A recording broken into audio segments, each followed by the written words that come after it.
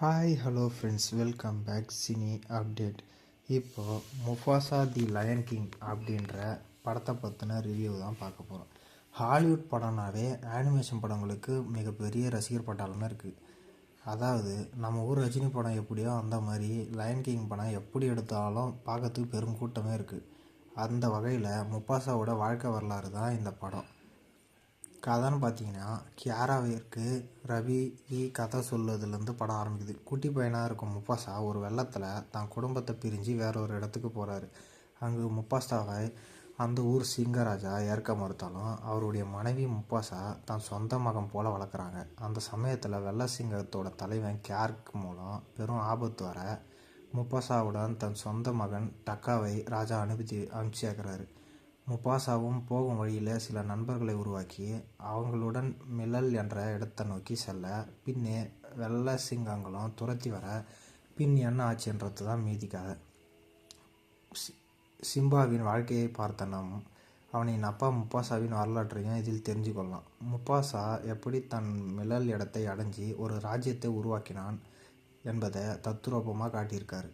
அதிலும் விஏஎஃப்எக்ஸ் வேலைப்பாடுகள் எழுந்து சல்யூட்டே அடிக்கலாங்க. 3D காட்சியில் அத்தனை அழகு. ஒவ்வொரு ஃப்ரேமும் ஆரம்பத்தில் யானை மோதி யானை உடந்து வெள்ளத்தில் அடித்து செல்லும் முஃபாசா கடைசி வர தண்ணீருக்கு பாய்ந்து கிளைமேக்ஸில் அதே தண்ணீரில் மீண்டு வருவது ஒரு மாஸ் படம் போல் எடுத்திருக்காங்க. தமிழ் ரசிகர்களுக்கு கூடுதல் போனஸ். அர்ஜுன் தாஸ், அசோக் செல்வன், நாசர், சிங்கம்புலி, ரோபோசங்கர், விடிவி கணேஷ் குரல்கள் மேலும் காட்சிகளை ஈர்க்க வைக்குது. அதிலும் கியார்க் வில்லனாக வரும் நாசர் குரல் அத்தனை மிரட்டல். 2 நண்பர்கள் அண்ணன் தம்பி போல் வளர, ஒரு பெண் சிங்கம் மீது காதல் டக்காவுக்கு வர, அந்த பெண் சிங்கம் முஃபாசாவை விருங்க, டக்கா ஸ்காட்காக எப்படி மாறுகிறான் என்பதை காட்டியிருக்காங்க. அட, இது நம்ம ஊர் பாகுபலியாச்சு என்று தேட்டரில் கமெண்ட் வருவதை பார்க்க முடிஞ்சிச்சு.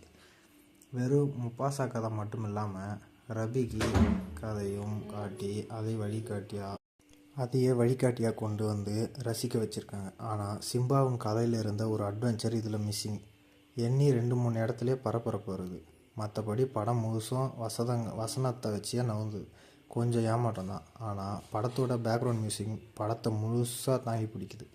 படத்தோட ப்ளஸ்ன்னு பார்த்திங்கன்னா, படத்தோட கதை, விஎஃப்எக்ஸ் காட்சி, பேக்ரவுண்ட் மியூசிக், யானை கூட்டத்தில் வெள்ளை சிங்கங்க அலையை விட்டு தப்பிக்கும் இடம், தமிழ் டப்பிங், எல்லோரும் சம என்ற சமூக நீதி வசனம் விலங்கு படத்தில் வச்சது. மைனஸ்ன்னு பார்த்தீங்கன்னா, இன்னும் கொஞ்சம் சாகச காட்சி அதிகப்படுத்திருக்கலாம்.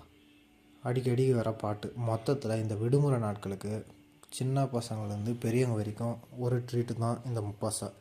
இந்த படத்துக்கு நம்ம சேனலில் இருந்து 5க்கு 3 வரைக்கும் ரேட்டிங் தரலாம்.